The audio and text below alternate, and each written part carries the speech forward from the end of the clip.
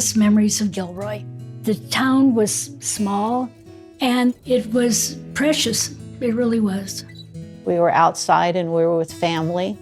On Sundays, it was kind of a family day. And we all shared, wherever we went, everybody had fun. At that age, I had so much things to do. My playground was a whole backyard, which is a prune orchard. We had probably 6 or 7 families that lived out there, and all the families were a minimum of 5, 6 kids in a family. Downtown was, everybody knew everybody. You'd be down the street, and all the cops knew you, so you had to watch what you're doing, but they would just say, pour your beer out and go home. If I see you out tonight, I'm going to tell your dad. Or they take took whoever down to the police station, and then they'd call Dad. He would go down there and they'd play cards for hours with all the policemen and let him stew in jail and then take him home. It was a different deal. That's the way it was.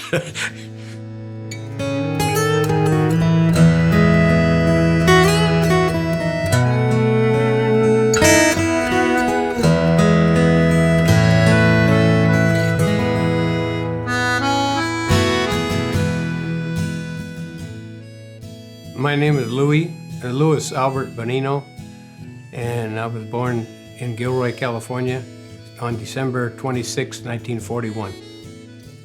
My name is Philip Garcia, and I was born May 26, 1945 in Crystal City, Texas. Michael Robert Conrotto. I was born in Gilroy, California on 9/14/46 at the old Wheeler Hospital. I'm Joan Marfia Lewis, and most people call me Joanie. I was born December 7th, 1946 at Wheeler Hospital here in Gilroy. My name is Elaine Marie Bonino. I was born April 30th, 1949 at Wheeler Hospital on 5th Street in Gilroy.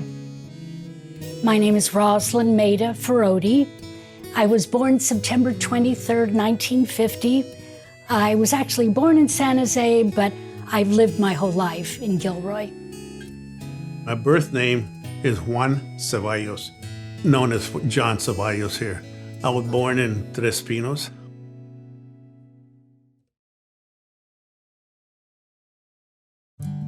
My father's side were from Italy and Illinois first, and then they were in Utah. And in Utah, that's where my father was born.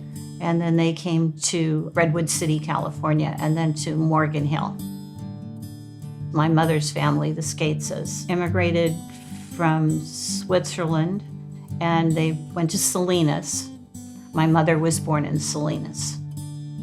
Then they came to Gilroy in 1917 and farmed out on Leavesley Road in Gilroy.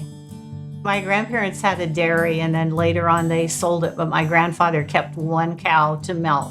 And during the years, my grandmother did make butter and sell to the Wheeler Hospital, and she was able to sell her rabbits. So I served rabbit at the hospital, that back in the day.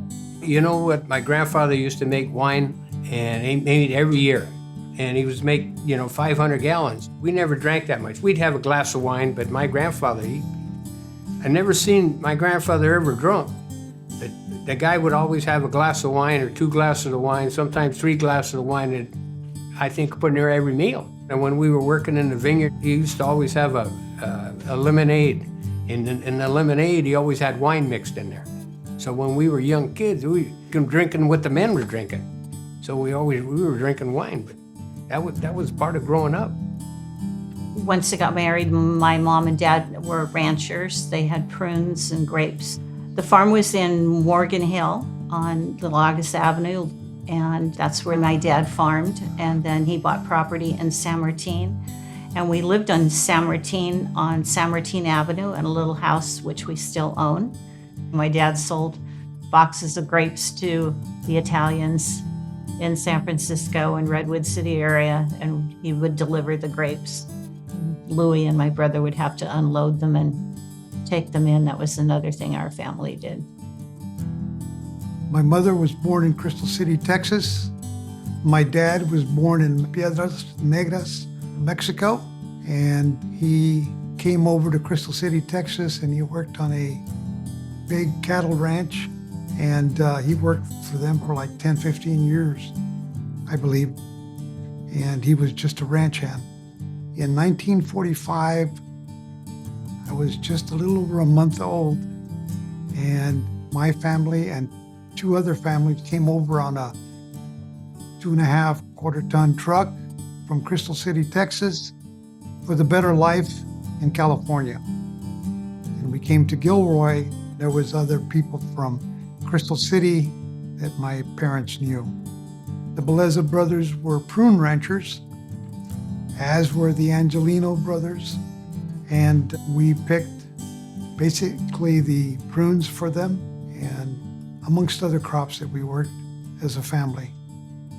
My grandfather came over from Italy, and some of his family was already over here. He came over when he was 18. And on my mother's side, her maiden name was Fitzgerald. My grandfather on that side was the blacksmith for the Miller and Lux, which was a big ranch at that time that's well known in the valley. In fact, my grandfather on that side, I remember him, he was always bent over. He'd been kicked so many times, it was tough on him. My mother grew up in Gilroy, and my dad grew up in Morgan Hill, up in the Uvas Canyon. And so someplace they met in between here and got married in I think 1937. My dad at that time with my uncle and another guy had a gas station that they worked together, and then started farming down in the Soledad area, and then started hauling what they farmed. And then when they got big enough, they all split up and sort of went their own ways, and then he took the trucking part of it. My dad started the trucking back in the early 40s, and my mom, I think, worked part-time at the cannery, typical in those days. Both sets of my grandparents came from Italy, Sicily, Italy, Palermo. My dad's father, him and his brother came through Ellis Island, but when they got to Ellis Island, their sponsors didn't meet them there. Back in the day, you had to have a sponsor to be able to come to the United States. The sponsor wasn't there, and they sent them back on the ship. So it took him a couple more years to raise enough money to be able to come back to America. They came back through the port of New Orleans. My grandfather worked in the coal mines for a while. He met my grandmother at a wedding, and they got married there in New Orleans. My dad and his brother were born in New Orleans. My dad was about 9 months old when they came to Morgan Hill. My mom's family came through Ellis Island, and then they went to San Francisco. They had part ownership in a grocery store. Then my grandmother didn't care for the vibes she was getting from the people that were coming into the store, and she told my grandfather, "We need to move." So they had family in San Jose, so they came to Morgan Hill, and they found property in San Martin. My mom was born in San Martin, right on the property, with a midwife. Then my dad's family, my grandfather found property on the line of San Martin and Morgan Hill. So both my mom and dad's family basically lived within a mile radius apart. My dad hung out with my mother's brothers, and then he met my mom, and they got married. They bought property that was connected to my grandparents' property. In San Martin, there's Middle Avenue, Sycamore Avenue, Maple, and Columbus. We almost owned the whole section of land between both families. My dad raised prunes, walnuts. We had cherries. He row cropped for Ferry Morris Seed Company flower seeds for about 30 years. We did all our own processing of our prunes and our walnuts. So we had the D-highs that we dried them, we processed them, we scraped them off the trays, and we sent them to Valley View Packing Company in San Jose. But I guess you could say my dad was a diversified farmer, because if one crop didn't make it, say the prunes didn't do good and he only got 10 cents a pound for the prunes, the walnut, we usually had a good walnut crop, so that would would kind of fill in. And then we always did row crops for Ferrymore Seed Company.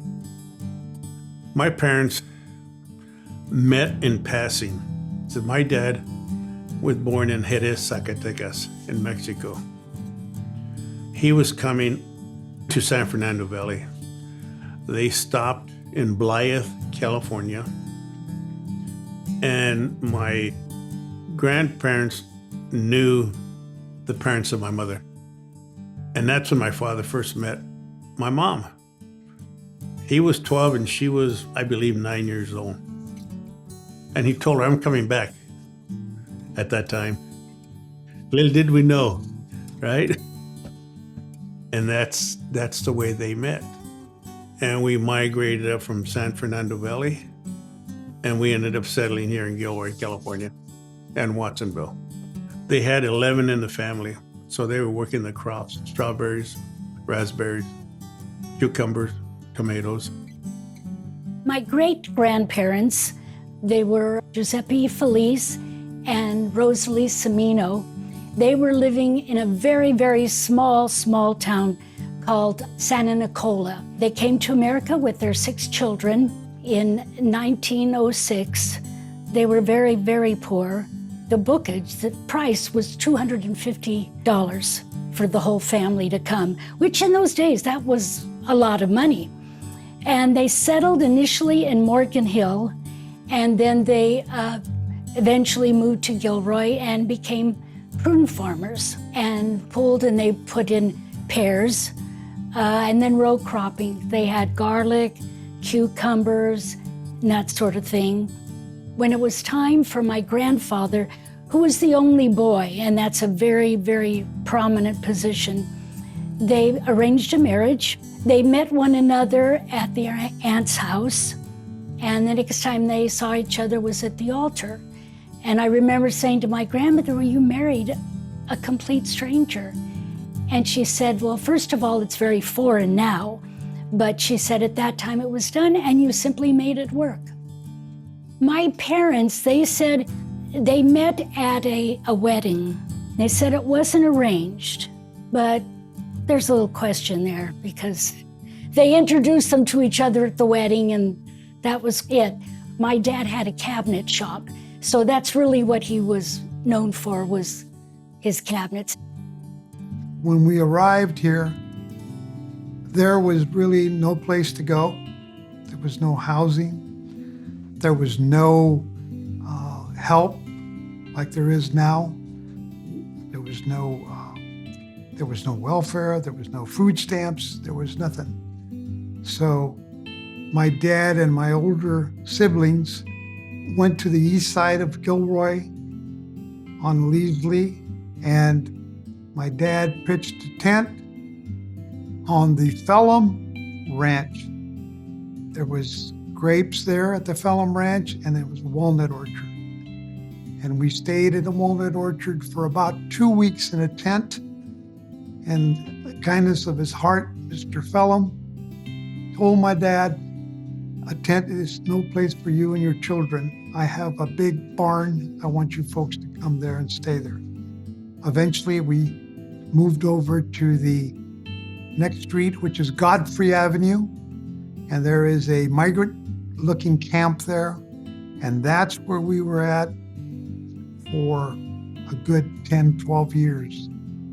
I was probably 12 years old, so I remember it vividly.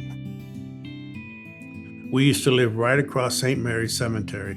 That used to be a prune orchard, Safeway now, next to the drive-in. It was a 2-bedroom, I believe it was, but it had no garage. It was just a house with an open porch and a backyard, which was the orchard. You know, living on the ranch out in the country. I don't know, there might have been maybe 30 homes in San Martin at that time. I don't know how we lived in that house.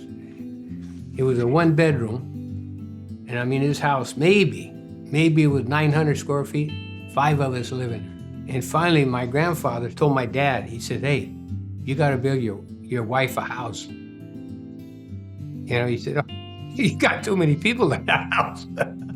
But, you know, we used to take turns sleeping on the bed. One night we're on the couch and I wanted to get into bed. It's crazy world. Crazy world. But we survived. First of all, out at the ranch, we had no hot and cold water, running water. For bathing, Mama would put a big tub out and warm the water for our bath. Looking at the old house that I grew up in, we had a basement. It was actually just dug in dirt, but people had, I guess you'd call it like a little pantry that was screened, and the cool air would come up, and that's where you'd put your butter and bread and that kind of stuff. We didn't have air conditioning or anything, so you'd leave all the windows open at night, try to cool the house down and close them during the day. I mean, it's changed quite a bit. My dad worked for the Beleza brothers for 25, 30 years, and they had a place on Leavesley, and we moved into the house that at one time was one of the Beleza brothers' homes, and it had running water, indoor plumbing, because we didn't have indoor plumbing out at the ranch. I remember my mom telling the kids how she grew up out of town, and how that when they got to town, they had indoor plumbing instead of an outhouse. My girls were young then, their eyes were as big. They go, "You had an outhouse?" She said, "Yeah, we used to have to heat up rocks and put it in the bed. There was no insulation in the house." Because she said we used to use catalogs for toilet paper and stuff. And these kids today can't believe all that went on. Oh yeah, we had always had electricity as far back as I could remember, and we always had flush toilets and all of that. I'm trying to think when we got our first telephone. I don't remember. I don't remember. We had a party line for sure. You had to pick up and listen to make sure nobody else was talking. And you could hear click, click if somebody did pick up. I know we had a party line, and my mother was very adamant about you pick it up and you put it back. We did get a phone when we moved to Leavesley Road, and it was a two-party line, so when you get on the phone, they say, "Get off the phone, I'm on the phone." We lived on Middle Avenue, so on the south side of Middle Avenue was San Martin. It was a long-distance call because we were on the north side of Middle Avenue, and that was Morgan Hill. So our phone was a Morgan Hill number, and my cousins were down the street from us, and they were San Martin. So it was a long-distance phone call to call across the street. The first TVs I ever saw was go over to see the neighbor's TV. And I think that was probably 47 or 48. It was the first TV out, little bitty thing. We didn't get a TV probably till 1953, 54. We were the last ones in our family to get one because my mom did not want one. She said, "It's gonna ruin the family." That was a big thing when we got our first TV. God, we thought we were in heaven. We had to do our homework before we could watch TV. And, sometimes you got good reception, sometimes you didn't. Probably had a handful of channels. Most of them had a snowstorm going on while you were watching. And then when a car would come into our driveway, it had these lines that would go across the TV because all we had was an antenna. And it was at 10 o'clock or 11 o'clock at night. You didn't have TV until the next morning because there was nothing that played after that certain amount of time. At the very end, when they were signing off, I think it was the national anthem they used to play. Don't ask me why, but when that would come on, I'd get scared. I'd immediately run to the room. I guess that just meant it's over.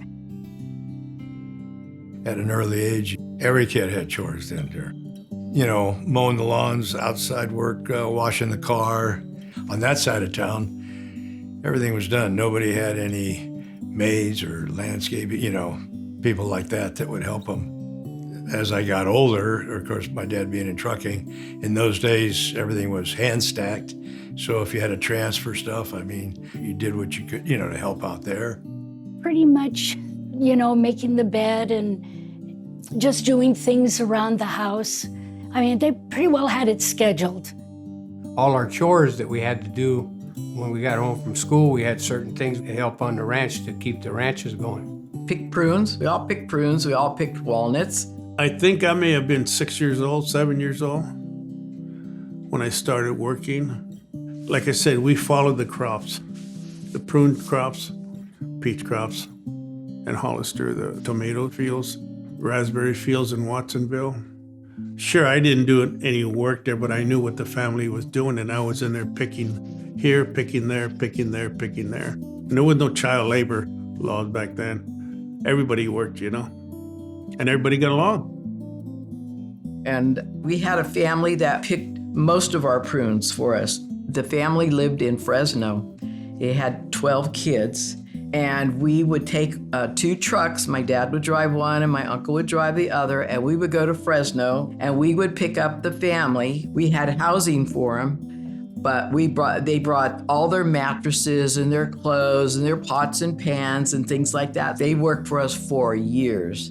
And as the kids got older, they got married and they would bring their wives with them. And we grew up with them. We started working at a very early age. As soon as we picked prunes and put them in a bucket, we went out with our family and worked as a family. There was 5, 6 other brothers and a couple of sisters and mom and dad, and we would pick prunes. That particular ranch on Godfrey Avenue was at least 45 acres. We had a lot of orchards, so one of our jobs at that time was to pick the brush and pile it up and haul it out and burn it. We had about 30 acres of grapes, and that 30 acres all went to the families up in San Francisco. That was, you talk about work. Everything was in 50-pound boxes, and we were just kids, but we had a job to do, and that's what we did. For the flowers, he didn't at first fumigate the soil, so we thinned the plants out and we cut the weeds. And then my sister and I, we ran the water for the row crops. So it was 10 acres long. We would take our bikes and one of us would ride up to the front and then the other one would go on the other end. So as the water was getting closer to the end so it wouldn't run out into the street, we had our little hand signals. If it was full, we raised our hands up and said, close that gate off and open a new one up. If it still had a ways to go, we had our arms stretched out. So we did that all summer long. My mom always had a fire started at 11 outside. She always bought a pot of beans, rice, batch tortillas, and my dad would start the fire. And she would tend it until he says, okay, let's take a break. And we'd all run over there. We all thought it was fun. It was like our camping. And on occasion, my dad would bring a watermelon. And that we looked forward to that because on the hot days, my dad would cut it open and we'd all be eating watermelon. It was a good thing. My mama would pack burritos for us. And I remember they'd bring a big old jug of Kool-Aid, but we used to eat just under the shade trees. And we maybe for about half an hour or so, and then right back to picking prunes till about 5 o'clock in the afternoon. I spent a lot of summers at my grandparents and with my uncles in Gilroy. And they raised sugar beets, and I remember riding in the beet truck going down to the station down at Sargent to drop off the beets and coming back through town, stopping at Foster Freeze and getting an ice cream. That was a big treat. One of my fondest memories, my very favorite, was my dad would say to me sometimes, would you like to go to Sunsweet? That was such a big deal. And I can remember going there, and as you would get closer, you would smell that aroma of the prunes, which I loved. And we would park the truck, the flatbed, and the forklifts would come and lift the prunes off, and so you would kind of go back and forth. My dad would buy 2 bottles of Coke, 2 packages of salted peanuts, put it in the Coke, and we'd sit on the end of the flatbed drinking and eating. I just, it's a small thing, but it was such a big deal. For fun, Growing up at that ranch on Godfrey Avenue was like a neighborhood out in the country. We had probably 6 or 7 families that lived out there, and all the families were a minimum of 5, 6 kids in a family. So there was always a lot of baseball, kickball, hide and go seek. It was different growing up out in the country because there wasn't a lot of kids. I think there were maybe 3 families in our neighborhood that had children. You know, it was a long ways to walk from one family to another, so it was just the local kids that lived in town, and the ones that lived way out, you know, you'd see them at school or at other occasions, but it was a little different. Now, you know, in those days at summer, you didn't have all these classes and, you know, swimming and baseball. Well, the kids in the neighborhood, you know, you'd play cowboys and Indians, you'd make forts, tree houses. We used to play cowboys and Indians, and we played hide and go seek. We had lots of great places to hide. So when the neighbor kids and cousins and whoever was out there, we had a good time. You know, what kids we had, we played ball and did different things like that. As kids, we'd all go down to Elliott for a playground, and you had, you know, playing baseball or dodgeball or something like that. Everybody got along, so you'd play with other kids on either, you know, out in the street or down by the school. Going with my mom and dad to the dehydrator, we dried prunes. For fun for me was to stack up the empty boxes and build a house and take my dolls with me, or just play with paper dolls. My brother and I would build forts. I can still remember where we'd be on the ranch, and my mom would give us an old blanket or something, throw it over, and we would do that just for hours, build those. My playground was the whole backyard, which is a prune orchard. Back then, they used to do furrows along the edges, and they used to flood them with water. I used to play army in there by myself. I used to swim in there. I wasn't supposed to, but, you know, we did. I played marbles in grammar school. I still have my bag of marbles, too. I had a lot of cat eyes. I had really great marbles. And I would play with the boys. Girls normally didn't. And the boys were taking my marbles. They had steelies. And I came home and I told my dad. And he says, okay. He came in the house and he goes, look, Joanie, look what I have. I have a steely for you. I won my marbles back. I also remember once in a while, we'd run in the sprinklers. Now, agricultural sprinklers are not like the front yard sprinklers. So you had to be really careful or the water pressure would shoot you into Morgan Hill. And we had such a good time, full of mud, because of course, there's all that water. But more outside sports, you know, you didn't have any electronics like they do today. I can never recall having any sad times. It was always a lot of fun, and it was a really good upbringing. What we did for entertainment, everybody down our street we knew. We all belonged to San Martin 4-H Club. A lot of them raised animals. I was more into the home economics area. I learned how to sew. My mom taught me when I was 9 years old. The other thing we did was my brothers had go-karts, and there was some adventures with that.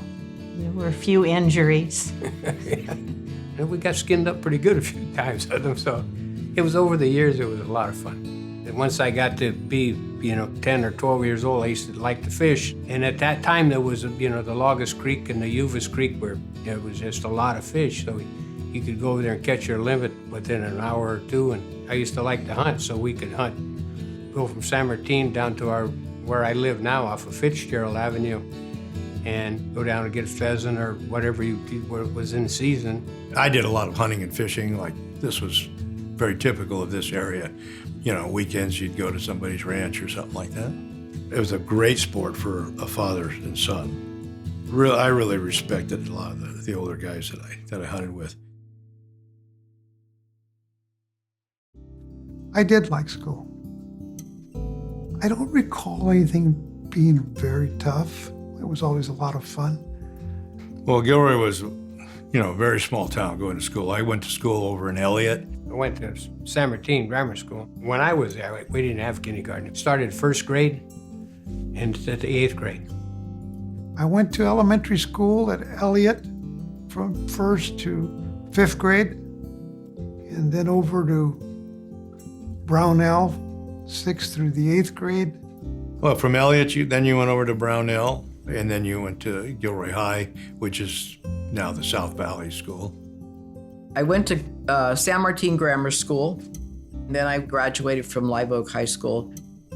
I went to San Martin Elementary through 8th grade. There were about 350 to 400 students. And my father went to that school also. So we were the second generation to go through the San Martin Elementary. I went to St. Mary's, and there was a nun, Sister Maria Goretti. She was quite a woman. Many people won't believe this, but as a child, I was extremely shy. I was hide under the bed when people come to the house shy, and my dad was real concerned about that. So when he saw that Sister Goretti was advertising for a drama club, he said, you know, let's get her in that because that might be good for her. I think years later he regretted that decision. But I did that for a long time, and I'm grateful for her for starting that because it's been a big part of my life and a part of my life I really enjoy. The first school that I went to was Elliott. I may have been about 6 years old. And our family spoke nothing but Spanish. Back then they didn't have ESL. And I was struggling. And I'm sure the teachers were struggling too. Because when they kept telling me, when you're here, you have to learn English. And I would just nod my head like that, not knowing what they were talking about. You know, for 2.5 years, I would really struggle there in Elliott. And as far as I know, there was only 4 of us Mexicans that went to that school back then. Not one of us could speak English. They didn't even want us to speak our language, native language, during recess. I can visualize 4 of us sitting around in a merry-go-round, not knowing what to say or who to talk to or who to play with. And that's the truth, you know. After that, I went to Brownell. And that's when I really got to experience the language better and better. I went to Live Oak High School in Morgan Hill. And also, I went to Live Oak and graduated from Live Oak. My senior class was around 145. It was small, and we still knew everybody, and we all grew up together. Like all my grammar school friends, we all went to Live Oak together.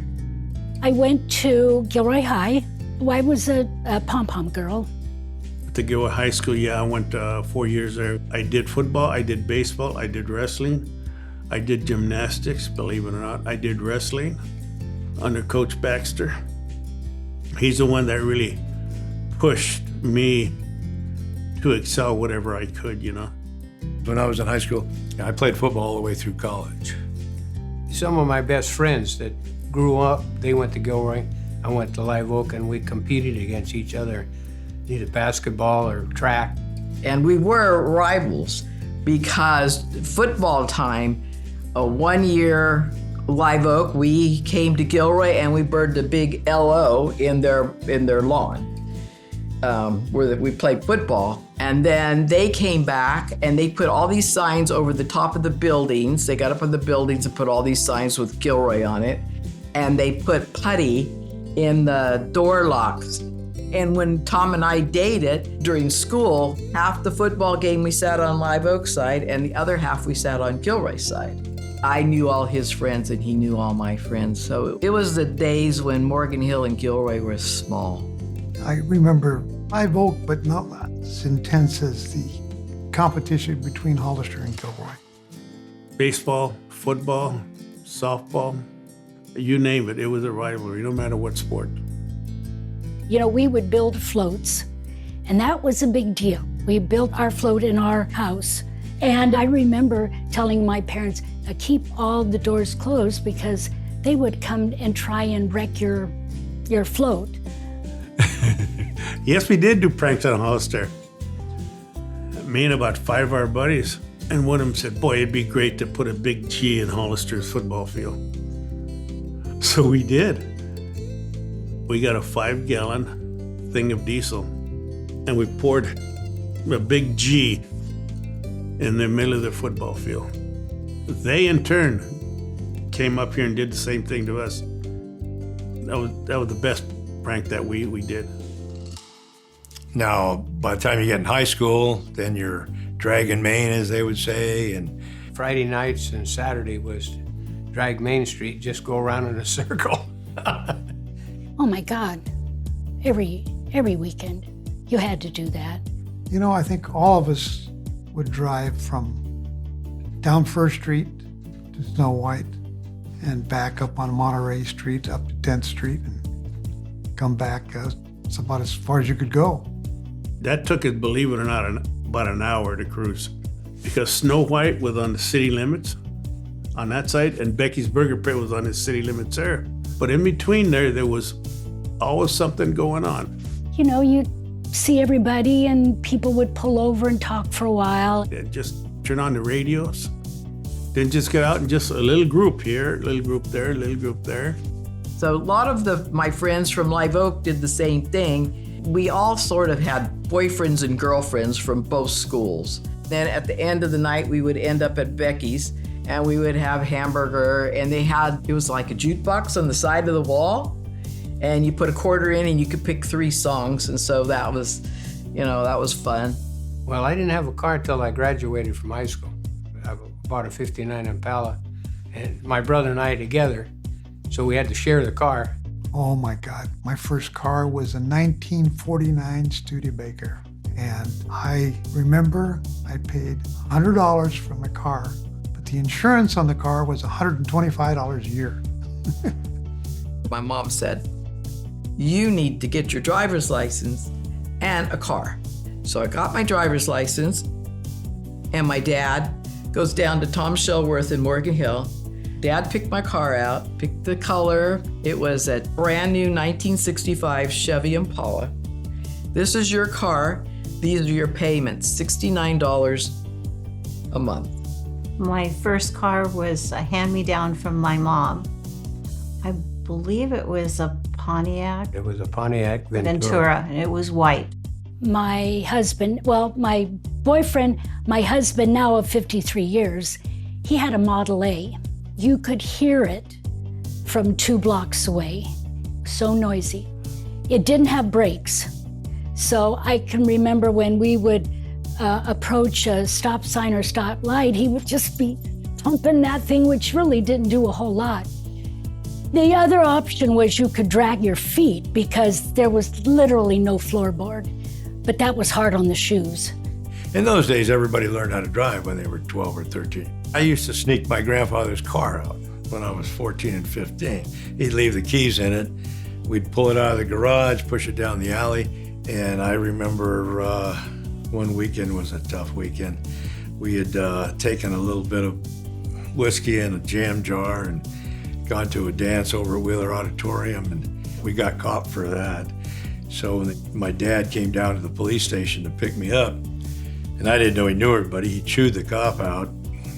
He said, told him to throw me in jail and not bother him like that. Those were fun times. And nobody really got, you didn't do any damage actually, so good times. Downtown was awesome back in those days. The town of Gilroy was a pretty small town. But it was, for us, it was pretty good size, especially coming from San Martin. San Martin was it was a blink of an eye and you were through town. First of all, 101 went through downtown, so it was always busy, lots and lots of cars. The streets, they were walkable, and just being a part of it, country still. Everything was downtown. You had the show, the Strand. Very seldom did we go to a restaurant, maybe out on a weekend or something. When you walked downtown Gilroy, it was everybody said hi to one another, and we would stop and talk. San Martin had their own grocery store. It was Rocco's Market. But my mother would come into town and we'd go to Gilroy shopping. We had the 5 and Dime store. We had 3 banks downtown. There was Jackie's Dress Shop, J.C. Penney's, Montgomery Ward's. I remember going into Robert's department store to buy my uniform for school. And we used to have moonlight sales. So we would close off the streets between 4th and 6th Street. We dressed up in our nightgowns and our slippers and our night hats, and we had contests. Everybody came downtown to those sales. We had so much fun. Well, I remember Hall's clothing store, the old Woolworth store and Fountain. You can get a milkshake there. And then they had the Strand Theater. The other thing was the Strand Theater. Now, that had a big marquee out in front. And Jack Peters, who owned the theater, he didn't advertise movies by their stars. He would do it by local people. So it would be Tony Maida, my dad, J.P. Boyd and Frank LaMacchia in Ocean's 11. My mom was in Cat in a Hot Tin Roof.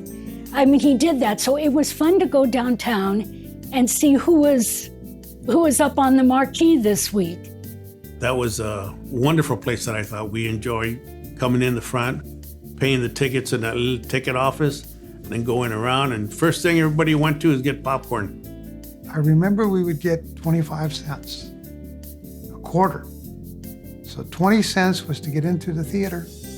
5 cents was for your candy bar. We would either get Jujubes or Sugar Daddy because it lasted long. My sister used to take me, I had 4 back then. The only reason my dad let them go because I was going. I could go any place. But Mexican tradition says girls don't go anywhere by themselves. So when they wanted to go to the movie, they'd pick a horror movie. Then I'd go. And they'd want to sit in the front row. So I'm sitting there watching a movie like this. And they'd scream and holler, and I'm sitting there going like that.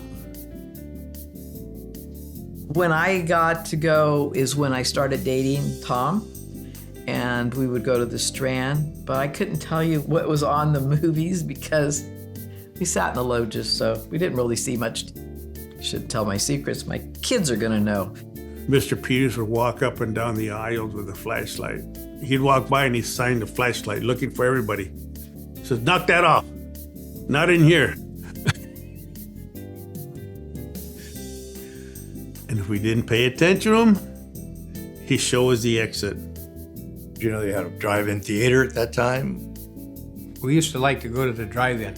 We didn't do it very often, but it was a treat-like kind of a thing, you know. I was strictly forbidden to go to the drive-in, but I did and got grounded. We were at the dinner table. My cousin Becky was there. And my dad said, so-and-so, one of his friends, we saw Rosaline at the movies. And I said, no, they didn't see me at the movies, no. He goes, yeah, he saw you. And I go, what did he do, look in the window? So my cousin, Becky, she kicked me so hard I still have that bruise. She says, are you stupid? What are you thinking? I go, sorry. I went on to Gavilan College from 64 to 66. And then I attended San Jose State. And in 1968, I got a draft notice. I was drafted into the Army. And I got my notice to go to Vietnam. Before I went to Vietnam, I married my high school sweetheart, Rosemarie Ortega. I went there in 1968, 69, and I ended up right outside the city of Hue. I was with the 101st Airborne Division at Camp Eagle. We had a lot of young men. They were 18, 19 years old. I was 22 at the time. I just became just a regular soldier there. I was there 1 year. When I came back from Vietnam, I had my oldest son, Jeffrey. He was 3 months old when I got home. And I thought, what am I going to do now? I have a wife and a child. So my father-in-law said, you should try the grocery business. He goes, you can make a good living at it. And I thought, I didn't know a thing about groceries other than go to the store and get a loaf of bread. So I actually started a career in grocery. First, I started with the Alpha Beta Company for 12, 13 years. And then I went to work for Nob Hill Foods, for Mike Bonfani, for almost 26 years. I was always in a management type position at store level. I think I like the interaction with the customers. I took a lot of pride in learning my customers' names.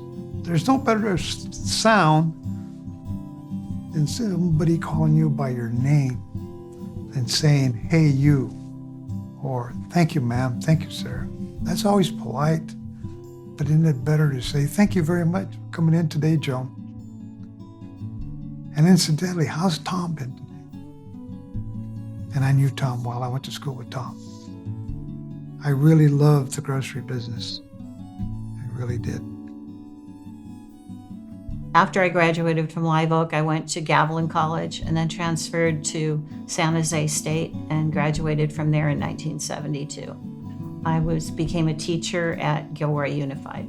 I worked at Gilroy High School first, and then I worked at South Valley and then Brownell Middle School. I played 3 years at Gavilan. My first year, which would have been football 64, so at that time, Bob Garcia and some of these guys were coming back from Nam, so they were older. You had everybody coming out of high school, 17 and 18, and then you had these guys coming back that were in their early 20s. So my first year, I had pinched a nerve in my neck, and this coach goes, you're not going to play that much anyway. I was 17, these guys are all in their 20s. He said, why don't you just wear Gilbert Amaral? He's already played, and everybody was going in and out of the service, so he's going in and he played the league game, so why don't you wear his jersey this year? I wore his jersey, and that year went along, and then the next year I had a good year. I was a running back, and this new coach came in 2 weeks before I was going to graduate, get my AA degree, and he goes, I want you back as my first string fullback. And I said, well, Coach, I already played 2 years. And he goes, no, I go by the book, and the book says you played 1 year. You got to go turn your degree down, and you're going to come back and play for me. And I did. So I went back and I played, and then I had a very good year. And I went up to Chico, and it's a good school. And my degree is BS in Business Administration. I came back after fooling around, staying in school for 5.5 years in college, then got drafted, lucked out. I got cleared for a top secret clearance there. They were playing some war games, and I got sent to Germany. I was there for about a year. I came back in January of 72 and started taking over the trucking company. And my dad at that time, with my ways of thinking, gave me 6 months before I'd go broke. He was a very hard worker, but he wasn't necessarily a good businessman. That worked really good. And another 6 months, he gave me another 6 months, then he gave me a year, and then he believed it. So we started to grow. The first year that I came home, I'll never forget this, we did 1,210,000. And when I sold in 2003, we were doing close to just a little below 30 million. And before he died, he got to see us become one of the biggest on the western states, which was good for him. I asked my mom right after I graduated, I wanted to go to college, and my mom said, if you want to go to college, you can pay for it, but you need a job. And I said, okay. So I was dating my husband. Him and his friend were at the house that day, and I said, I need to find a job. So his friend said, well, my dad's hiring at Chapel Steel and Hardware in Gilroy. And I got the job. Then I had my children, my 2 boys, and I stayed home. I had gone to tailoring school while my husband was in Vietnam. I did that on the side while the boys were growing up. So I worked for Dick Bruins, and I worked for Jackie's Dress Shop that was downtown, the Ladies' Toggery. And Mr. Brune started teaching me how to be a women's wear buyer. So that's where I started my career there.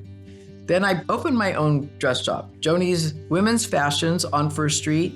Stayed there 5 years, did very well until the outlets opened up, and I lost 20% of my business at Christmas time. And I told my husband my lease was up.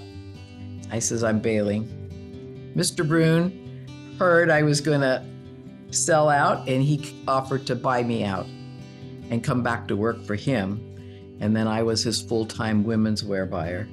And Michael Bonfani came to me.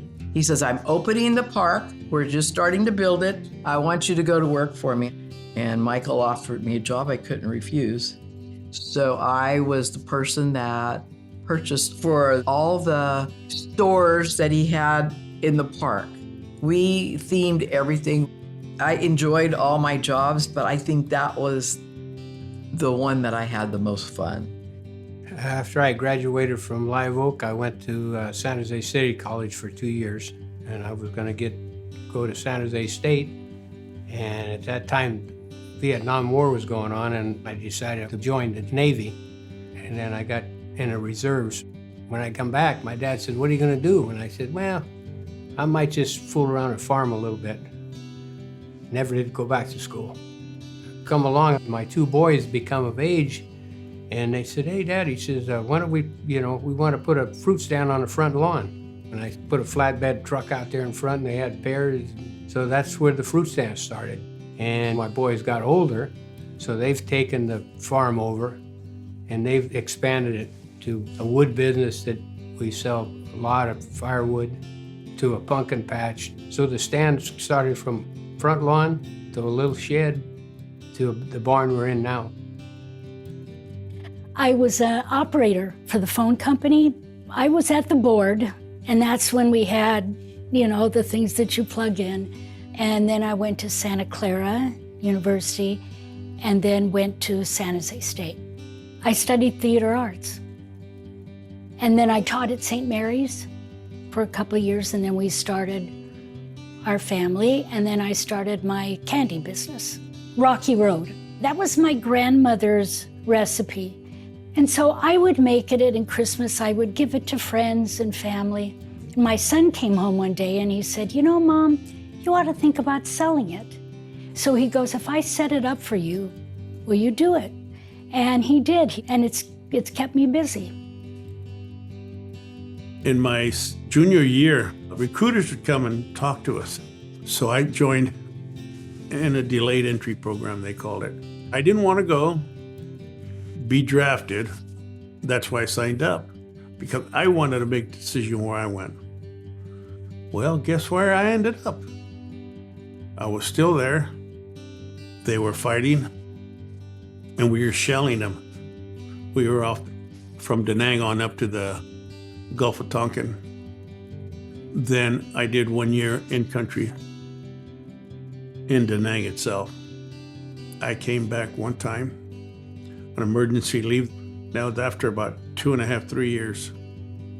And when I came back, they all say that I changed. I thought about it. I said, yeah, I did change. And they say, they took us out of Vietnam, which is right. But Vietnam never left us. And that's one thing I'm fighting to now. When I came out of the service, I was a qualified journeyman and diesel mechanics. And believe it or not, there was nobody hiring as diesel mechanic. So I got a job in San Jose in a body shop, which I knew nothing about. I ended up working with them for close to 15 years at the dealership. Then I had to get out of there because I was getting pleurisy. Back then they had lead in paints. The doctor told me, well, you can stay in here, and in 6 months I can visit you in the hospital. But he said, you need to get out of the trade. I didn't want to get out of the trade. I wanted to stay in the industry. So there was an opening in one of the Fireman's Fund insurance companies, an insurance appraiser. And back then, they had no Hispanic or Mexican adjusters. And I go, okay, I'll try to give it a shot. And it worked, And from there, I just moved up the ladder. Whatever we can help in the community, we try to help them out. I do a lot of donations, like I donate to the Elks. We raise a lot of pumpkins, so I do a lot of donating for that. We donate to a lot of the schools. We try to help the community out whatever way we can. 'Cause if you treat people right, people treat you right. I have always had a need to help somebody, that was put into me from my dad. I felt there was a need to help somebody that I knew, and it was veterans. So I started putting all my time into the Veterans Hall here in Gilroy. Since I retired, I've been involved with my VFW, the Veterans of Foreign Wars, and I'm on the board of directors for the South Santa Clara Valley Memorial District. Being in farming, I joined California Women for Agriculture. I was president of Northern California. I joined the Planning Commission here in the city of Gilroy in the late 90s, and that's when all the building was going on here, so I was part of a lot of the West Side building. With Chamber of Commerce, I was president of the chamber. I was on their board for about 9 years. And I've been on the Historical Society board for the last 9 years. I'm always out doing something. I belong to the Rotary and Gilroy Exchange Club, and I was Woman of the Year in 2019. I was Miss Gilroy 1969, so I was 19 years old, and I remember being in the parade. That was the Bonanza days. And my very favorite thing to do with my Rocky Road is I love it when I have organizations call and ask, would you give a platter? I mean, you're making money for people that really need the money. So that's probably my favorite, very favorite. I never say no. I would never say no. Probably almost everybody probably worked at the Garlic Festival, worked at some of the first ones. I was in a group at that time called JC's, Junior Chamber of Commerce.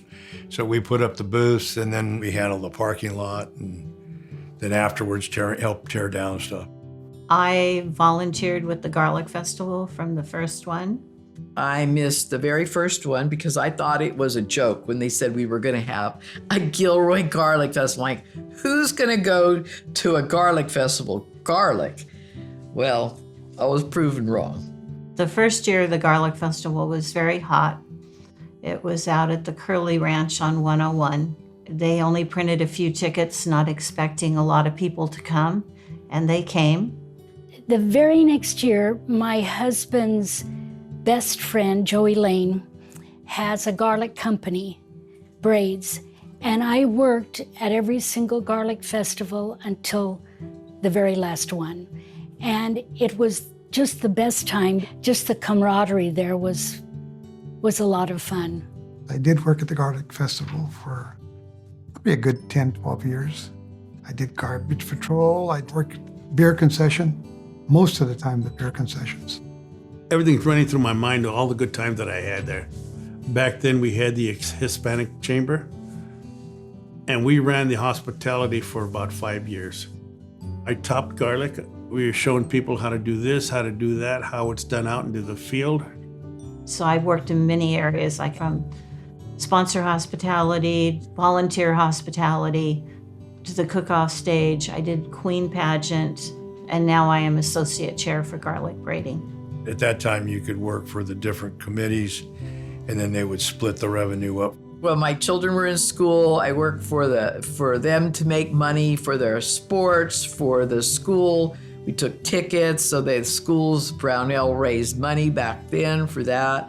Really good for all, like say a football team needed money. I mean, if they all went out and got it and worked there, they got some of that money for their group. So it was good for Gilroy.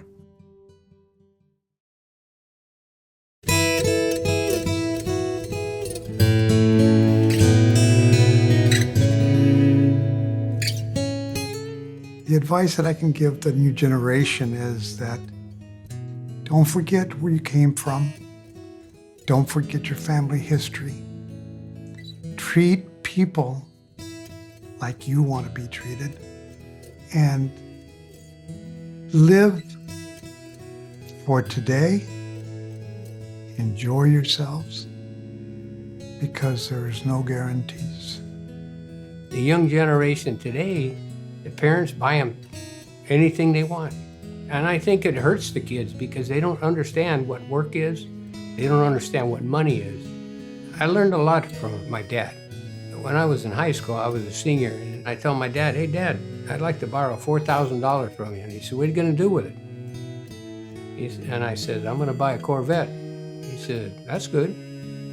He said, "I think you need to get a job. Well, when you go out and earn it, you don't throw it away."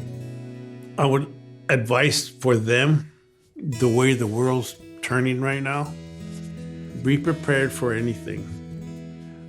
I would tell them how to survive, whether there was an earthquake, tornado, because when something happens like that, you're going to be on your own for anywhere from 3 to 7 days. And those are crucial times. What are you going to do to survive with your family? What would you do to help them? You know, my suggestion is to learn everything you can to take care of yourself and your surroundings on there. I think the biggest thing that Gilroy had is the camaraderie. I mean, people, I think some of these younger kids today lose that with all the electronics that they have. They don't talk, they don't go out and play. You know, I mean, I even look at something my dad taught me that I think really worked even good in business is treat people like you want to be treated and never think you're too good for somebody, anybody. And like I said, growing up on that side of town, you appreciated the friendship in that. It's family life, and put God in your life too.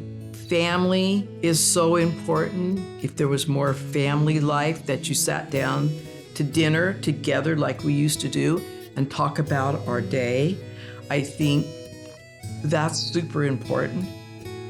I think what I learned from my mom and dad was about family and doing things with family. Again, if you want something, you have to save for it. It's not always just going to be given to you. I remember when I got my first job at San Martin Winery and I came home with my first paycheck. Well, you better put half of it in the bank and the other half maybe you can buy something with.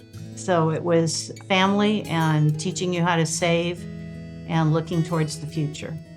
I grew up with a lot of family. Cousins galore in San Jose, in Gilroy. Those were precious times. And I'm happy to say I see those cousins regularly still. There just doesn't seem to be that anymore. Doesn't seem to be that family connection. I'd love to see families get back to being families.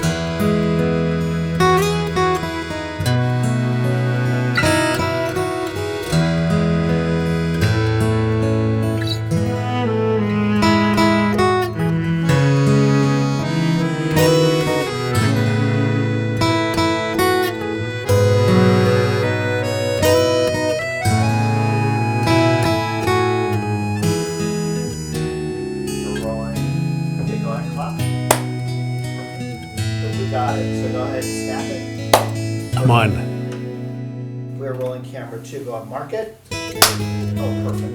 I am rolling camera 2. Go ahead, mark it.